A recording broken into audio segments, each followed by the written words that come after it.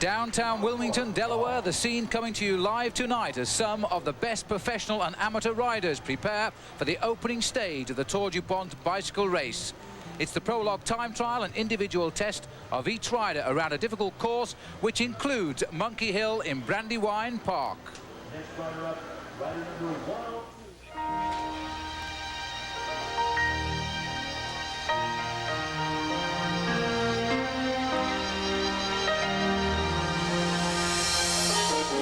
The beauty of the countryside of the mid-Atlantic states, the Tour DuPont, is back in town. The riders won't notice the railway crossings and the beauties of the babbling brooks as they search now for a winner's yellow jersey, the finest prize in world cycling. They will top speeds of 62 miles an hour as they chase around the countryside over more than 1,000 miles. They won't want to see too much of Monkey Hill, nor the close view here of Frankie Andreu. They won't even notice the children as they race towards towns like the Homestead, where the sprint is always fast. The riders are chasing the daily prizes and the final yellow jersey.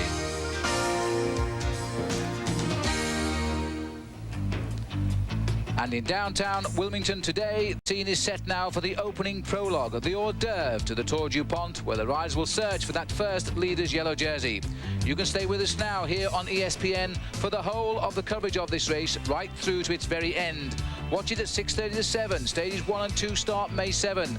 We go right through May 12 with the 7th stage of this race to May 15th with the 10th stage. The big finale will come to your screens on May 17, stage 11, the race conclusion and wrap-up. Hi again, everybody. I'm Phil Liggett, and yes, it's that time of year again, and we're with the 5th year of the Tour DuPont cycle race. Now, over the years, ESPN has covered plenty of cycle races, but none with the ambition of coverage of this 11-day event this time around. And I hope you stay with us throughout the 11 days and enjoy the pedal strokes made by some of the finest bike riders in the world. This, in fact, will see a record entry of top international cyclists. There are 119 of them. They're made up of 17 teams, 7 riders on each team. What do they face? Well, I'll tell you. They face the toughest course ever designed for this event in its 5th year. 1,085 miles. We'll visit the 5 states of mid-Atlantic. We'll finish at a new venue at Greensboro. We'll start right here tonight live in an old friend in Wilmington, Delaware with the Prologue time trial. And joining our 1-hour program, we'll go in and out to watch that race and keep progress on the top riders in the world who will be on the course. Coming up next, we'll be back on Monkey Hill for the Prologue time trial in the Tour DuPont. Hello and welcome back to our live coverage of tonight's opening prologue time trial of the Tour DuPont cycle race. It measures 3 miles around the streets of downtown Wilmington, going in both directions across the beautiful Brandywine Creek, starting and finishing between 10th and 11th on King Street in the centre of Wilmington. The highlight of the stage, undoubtedly, the cobble climb, which goes through the park, and it's called Monkey Hill. Now, one rider who has ridden 7 times the Tour de France and knows all about top-class cycling is Paul Sherwin. And Paul Sherwin can now tell us about the riders not only who can win this, but can also win the Tour DuPont. Thanks, Phil. I think the major asset to try and win an 11-day race as tough as this year's Tour DuPont is that of recuperation, because it's going to be extremely difficult, especially with the tough terrain and the heat that's expected to reign over this year's event. The man who wins is the one who uses all his efforts intelligently, the man who can make every attack count. Well, Greg LeMond hasn't come to the Tour this year, so everybody's now looking at Raul Alcala as the man to win, because that final time trial is really to his advantage. If his challengers want to beat him, they're going to need the security of a 1-minute lead before we come to that final time trial in Greensboro. Well, today's prologue is not necessarily where they're going to win the race, but the race could be lost for many of the contenders. But we can't forget that in the last 3 races, the winner of the prologue has gone on to win the Tour. Is Atle Volsvold. Atle Volsvold is the rider who has 3 times finished in the runner-up spot in this race, and that really is an unfortunate situation. He won the tough mountain stage that went up to the Massanutten Resort in last year's race, and that was a tremendous ride. He was the first rider, too, to the top of Wintergreen in 1991. He even wore the coveted yellow jersey for 5 stages in that year. But come the final day, Atle Volsvold has always ended up in 2nd place. In 1990, it was to Raul Alcala.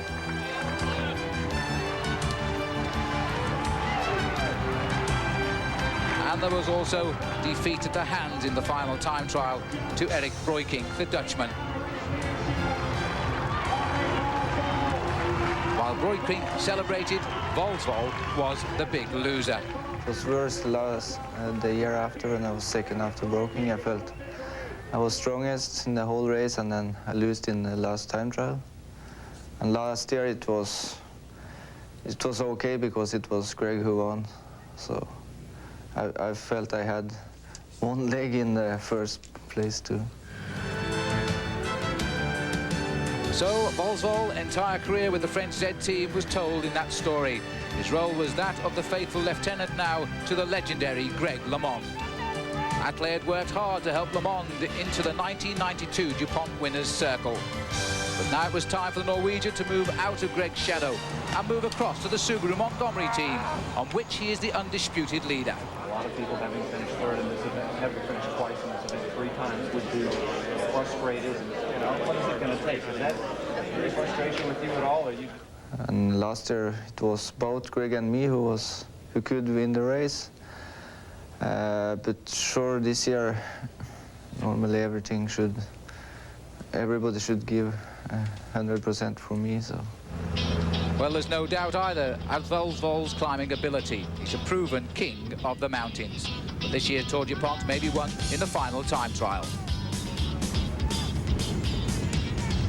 It could be better with a shorter one, but I'm gonna try to ride very good in those hard stages. Then we'll see after these stages if I have the jersey or last day.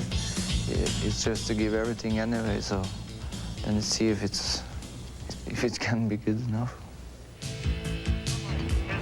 In the start house, the Norwegian mountain man with a lot of pressure on him this year. The leader of the Subaru Montgomery team, runner-up 3 times in this event. And in his eyes, you can see the concentration it's going to take to win this 1,000-mile race. It certainly is not going to be done in the first 3.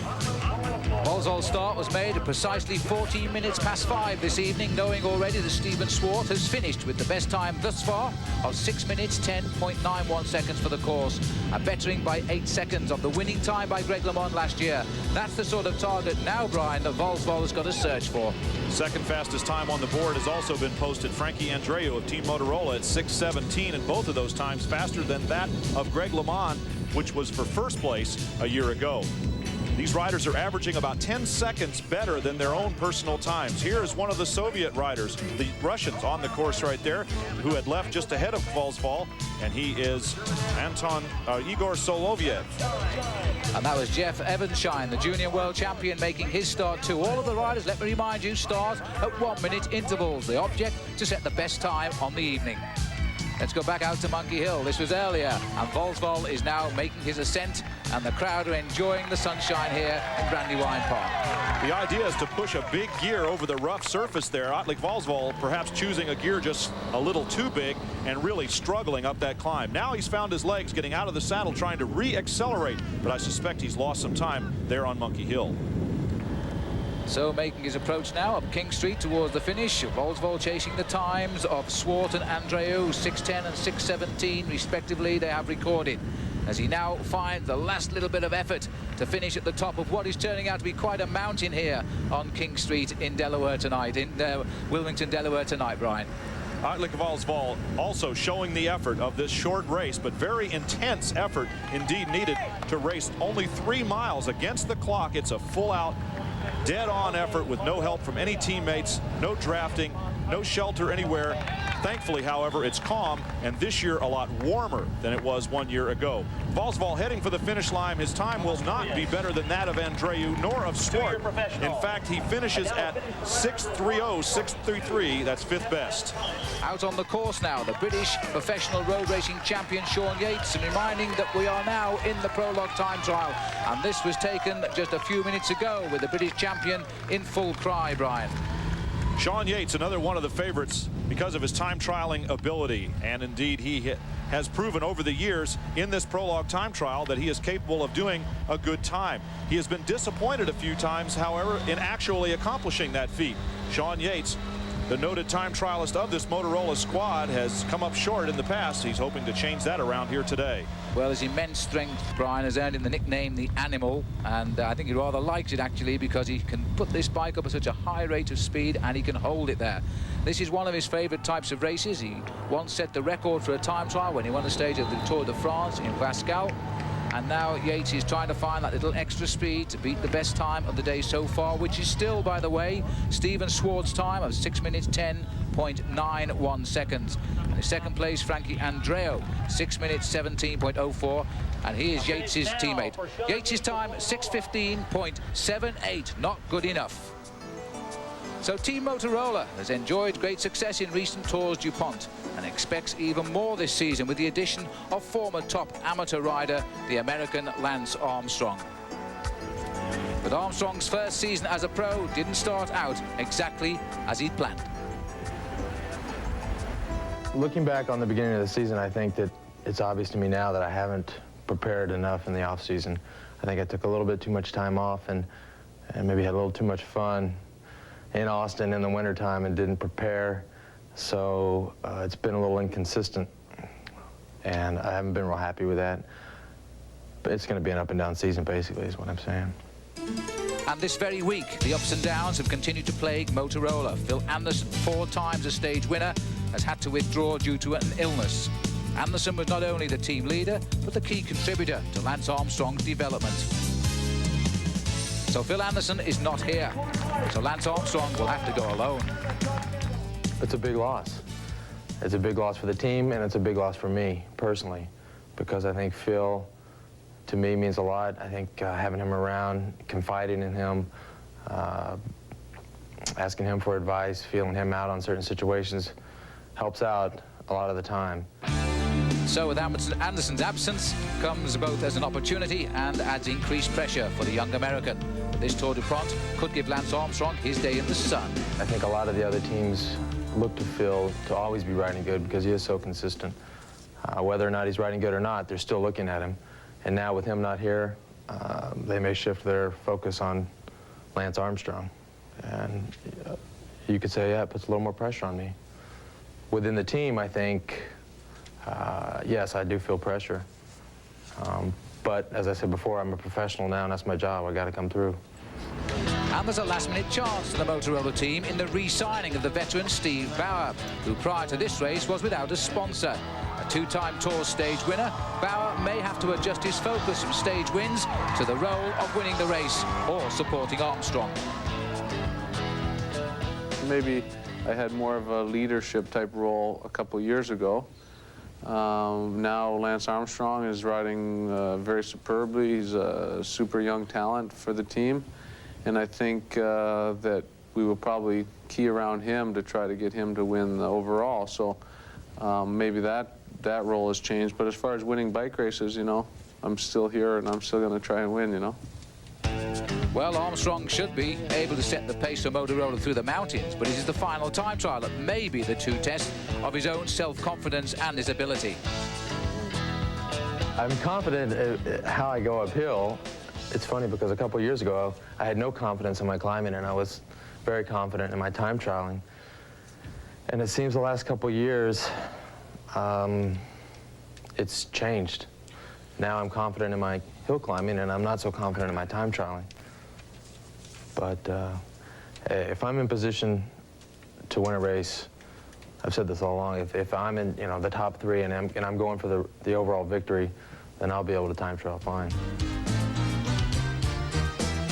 The next superstar to hit the start ramp, Olympic champion from 1984 in the individual pursuit, Steve Hague. He also holds the honor of having won the final time trial of the 1992 Tour DuPont, when Greg LeMond took the podium as the overall champion. Steve Hague, a short course distance specialist, very fast and powerful, launches himself up the final hill on a very, very fast time indeed. Steve Hague not disappointing the fans of the LA Sheriff Chevrolet squad this year as he betters the time of Swart with a 6:09.60. So we have a new leader right now in the clubhouse with half the field gone. And welcome back to the Tour DuPont. We're with the Prologue. These are live pictures now coming to you from downtown Wilmington in Delaware. This is Davis Finney, the sprinter. 4 wins under his belt this season alone. And he is now riding the 2.98 Prologue course. The nice left turn there as he leaves out of King Street now, heading down Brandywine Creek. He'll shortly be on Monkey Hill. And still the time to beat, Brian, is that superb ride about 20 minutes ago by Steve Hegg. As you said, the 1984 Olympic pursuit champion. He set a tremendous time, 6 minutes, 9.6 seconds, and that is going to take some beating. That's a tremendous time. It is quite a bit faster, 9 seconds, in fact, better than the winning time of last year. Steve Hegg in first place, Stephen Swart in second with a 6:10.91. Ron Kiefel of Coors Light sits third right now at 6:13.47. Sean Yates at 6:15. We saw him. And Frankie Andreu, who also went off early at 6:17. An interesting note, on the course, 3 riders ahead of Davis Finney is Malcolm Elliott, who picked up a pair of wins the previous weekend, and there he is, live Malcolm Elliott, who won Saturday night in Athens, Georgia, lapping the field with 3 other riders, including Ron Kiefel, and won that race. Here's Davis Finney once again on Monkey Hill in front of the big crowd. That's right, and in fact, Finney starting 3 minutes behind Elliott. We apologize for these breakup in pictures, but let me tell you, these pictures are coming in live, and they're linked via helicopters and satellites, and it's what we call a microwave link-up. And so these pictures beaming back to our commentary position. There is now Finney giving it all he can on the climb of Monkey Hill, which he's always ridden on so well. But Malcolm Elliott over in the United States for the season and riding for the LA Sheriff Chevrolet team. And he is having his most fantastic season for a couple of years, Brian. He's found himself here. He loves living in California. He's a little bit of a surfer by heart. He's got a nice tan. And I think, you know, he's a real candidate to win this as he heads up towards the finish. So Elliott heading towards the line now. We don't know his time, obviously, because these pictures now are live, and Elliott is digging deep to try and beat the time of his teammate, Steve Hegg, who's done 6:9.6, and Elliott will know that because he was in the start house when Hegg came home with his time.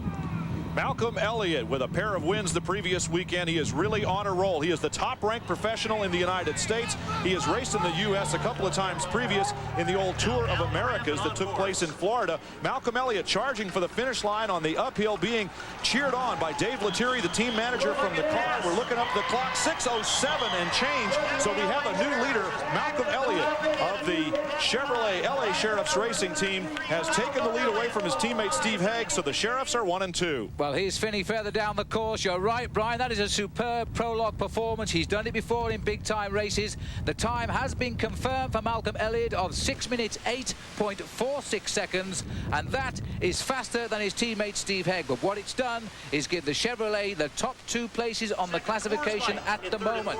As the clock counts down and awaits the arrival now of Davis Finney and perhaps Jörg Müller, the Swiss champion, or former Swiss champion, who started a minute behind Malcolm Elliott. But I'll tell you what, Brian, Jörg Müller will not put in a ride like that. Elliott with a tremendous performance on the starting house right now. We have, getting ready to start at 35 minutes past 6, is Bernardo Gonzalez Mignano of the Kelme team. He is Spanish, and he launches out onto the course. Ahead of him and yet to finish are Mueller and Jean-Pierre Hendricks of the Kalstrop team, and Davis Finney out on the course trying to also join his teammates in the top 5. Remember, Stephen Swart sits third right now at 6:10 and Kiefel at 6:13. Davis Finney making one of the many turns on this Prologue time trial course. He is now paralleling the river on level ground and heading towards the downtown area where he will climb towards the finish line. And his new target now is the time of the former British champion Malcolm Elliott, 6:8.46. Steve Bauer on the line now. He's waiting to make his start for the Motorola team, a candidate perhaps for a final victory this year in the Tour DuPont. The final countdown for Steve Bauer, the Canadian, back on the team after a very short recess indeed. And the story is he might even be riding in the Tour of Italy soon after the finish of the Tour DuPont. Bauer on his way as he heads down the ramp. A reminder that Elliott has set the best time. Finney is still to finish. We'll take a short break, but don't go far away. The Prologue continues. The Tour DuPont Prologue time trial. Here's the current leader, Malcolm Elliott. He's finished literally moments ago, and he hasn't got his breath back yet, and he set the time as 6 minutes 8.46 seconds. Here's the arrival now of Davis Finney, who started 3 minutes behind him, and Finney literally finished a few moments before you came back to us. His time 6 minutes 20.2, and that for Davis Finney is the 7th best time so far. So let's get back out on the course now. We pick up here Scott Mercier from the Saturn USA professional team. That's a new team this year, Brian. And Scott Mercier is one of the real strong men on that squad, a guy that they are looking to for leadership. He has really come out of virtually nowhere in this U.S. team. He was pretty much an unknown rider not too many years ago, but that has all changed very definitely right now as Saturn has picked him up as a professional, and he is riding extremely well. Big, tall guy, good time trialist. And he's got down very quickly into that streamlined position using those Scott handlebars that Greg LeMond made famous when he won the Tour de France, using them in the time trial back in the late 1980s. And now everybody seems to ride them. The gear shifts, by the way, for these funny bikes, as they're called these days, are on the brake levers. And you saw Scott reach for the right-hand brake lever there when he switched his gear. The Saturn team is led by two-time Olympian Bob Mayansky, who is out of Wisconsin. Mayansky, you may remember, finished 4th in the Olympic Games in Seoul, Korea, 1988, and then had an early breakaway in Barcelona in 92 as they were trying to set up Lance Armstrong for the win. And when time came for the setup, Armstrong wasn't able to deliver, having a very rare bad day. Now, Scott Mercier didn't start cycling until July of 1990, and he made a very rapid rise to the top. He was spotted by one of the national road coaches who invited him to the Olympic Training Center, and, well, the rest, as they say, is history. Well, let's hope he makes a rapid rise to the top of Monkey Hill, Brian, because he's on the cobblestones. He's not a very big rider, very slightly built, so he's going to get a rough ride up here. He's quite tall, 24 years old, lives in Telluride, Colorado, so he's come down from altitude, at least from his home, to race here near sea level in Wilmington, Delaware in the Tour DuPont. Scott Mercier of Saturn. Now he's struggling there. You see his right hand changing gear again. He's trying to find his rhythm very, very quickly. A few deep breaths over the top of Monkey Hill, because it really does sting the legs, and you've got no time to settle back into your stride. It must be immediate. This is a very cruel test of truth. It's what the Belgian people always call the race of truth. And so Scott Mercier head now towards the finish. Let's have a look at Raul Alcala, the red-hot favourite to win the Tour DuPont. He won the race when it was called the Tour du Trump back in 1990. He's now on his bike and set to go down the ramp. He's due to depart at precisely 18:41, and that's what the time is. Raul Alcala on course, and as we said at the top of the show, he has quickly gathered a big following among the people here who try to pick the winner of this race in advance. And, well, Alcala certainly comes with all the tools. He's a great time trialist. Witness that by the fact that, well, he has won a number of races in time trials and does extremely well every time he's called upon to do so. He won the Tour de Trump 2 years ago, or 3 years ago in 1990, by winning a mountain stage. He cooked Vladislav Bobrik, the young Russian rider who was leading the race at the time, and delivered one of the great lines in all of bicycle racing, at least in this event. He says, "I cooked Bobrik in the kitchen," meaning the Devil's Kitchen, that incredibly tough climb in the race that year. Yeah, up there in the Catskills, Brian, and that was a tough race. But I feel a little bit sorry for Bobrik, but Alcala is a real professional. He's looking for a second win in this great race. Scott Mercier continues to ride on the downhill run out of Monkey Hill now. Mercier regards himself as a climber and patterns his style of racing after Miguel Indurain. Well, I suppose one could do worse for a role model. Alcala again rapidly getting into his stride. He won a great time trial stage of the Tour de France a couple of years ago.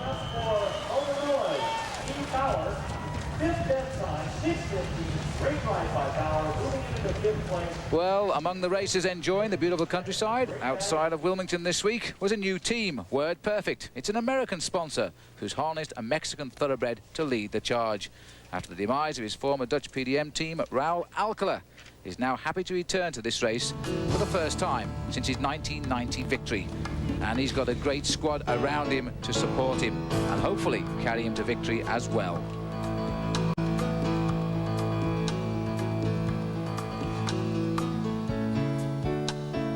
Raul Alcala, the first Mexican rider ever to win a stage of the Tour de France, which he did in Francorchamps in Belgium. We bring here a good team. That's why we have all responsibility, all the pressure here. I hope we give a good results in some stages here, I know we come good teams like Spanish teams, also the American teams. Motorola, they're riding good. Also, they try to win the race. But I hope the luck is coming our side, you know. Well, it's a skill, however, and there's an outstanding climber and time trial specialist. Alcala is a real threat. In the 1990 Tour de France, he posted an impressive win in the critical stage time trial. And a grueling individual race it is, much like the final leg of this year's Tour de France. For Raul Alcala, the Tour de France and the Tour DuPont are similar races. Yeah, this race is similar to the France, you know. There's long stages, prologue, and the team time trial in the beginning of the race. It's close, similar. It's very close to the Tour de France, but the rider is different, you know. And Pro 5 is also a race with amateurs. It's also good, you know, to be riding with the amateur riders. It's similar. It's really similar, you know.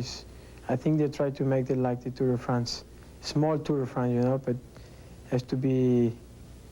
I think a day is 200 kilometers each, you know, each stage. Maybe is the average, and the every day is 200 kilometers a day. It's very long.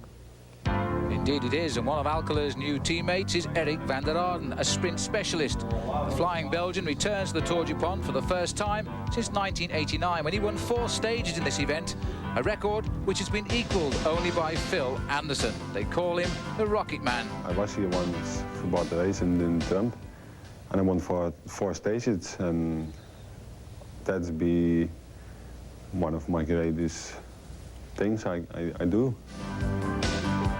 Eric van der Aarden, he may look happy here, but believe me, he can sprint so quickly. He could be a winner. I could try maybe 5, but I don't know. If I am in a good shape and everything is okay and I'm be relaxed and everything is going like I want it, then everything is coming. It's going good. And so that is Eric van der Aarden, and he's not making his effort right now, but his teammate Raul Alcala is. He's still out on course heading home, while over there we can see Malcolm Elliott still chatting away. And he is the current leader of the Tour DuPont, and it's the LA Chevrolet team, Brian, have got the top 2 positions overall at the moment, but there's still some real stars to come. One of them right before you now. See how he gets on. Don't go far away. Ahead on SportsCenter, the A's and the Rockets' red glare. The envelope pleased the NBA's Rookie of the Year, and Lennox Lewis defends his heavyweight title.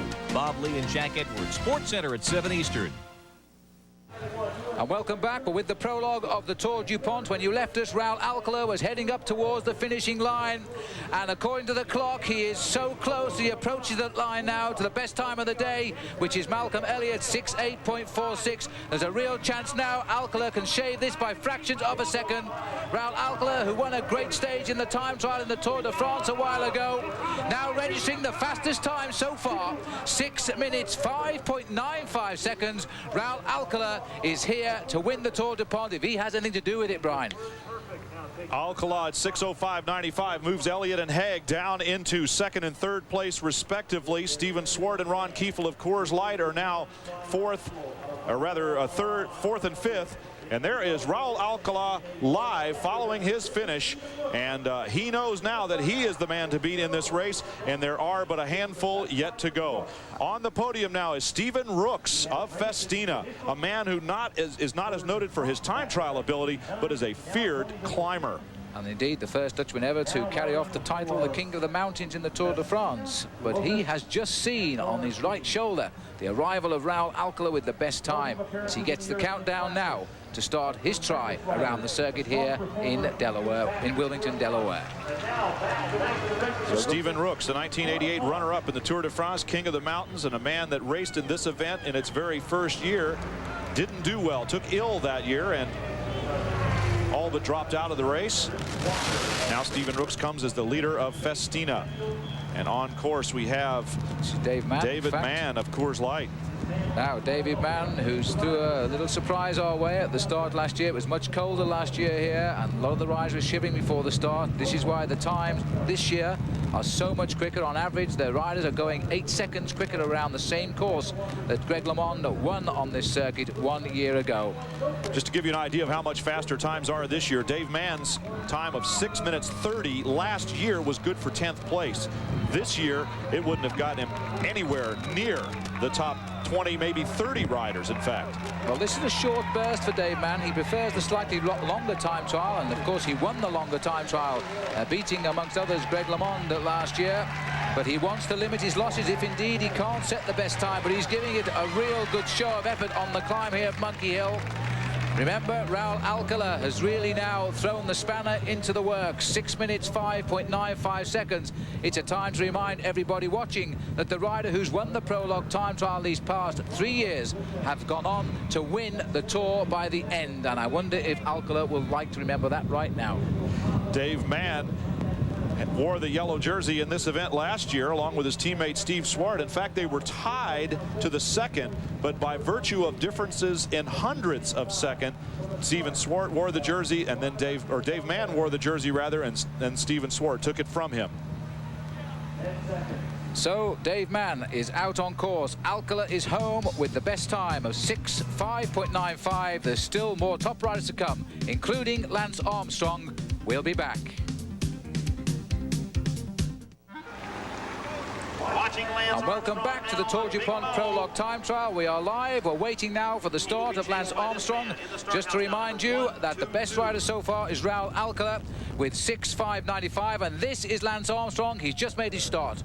Lance Armstrong, the leader by inheritance of Team Motorola. We have already chronicled the fact that Phil Anderson, who would have been the leader of this team, is back home in Europe, ill-diagnosed with pneumonia. So Lance Armstrong, 21 years old, El Toro de Tejas, the Bull of Texas, is the man who will lead Team Motorola right now. And he is the last one of their number off the starting ramp. There are but a few more riders yet to go, and if anyone is to beat the time of Raul Alcala, it could perhaps only be young Lance Armstrong.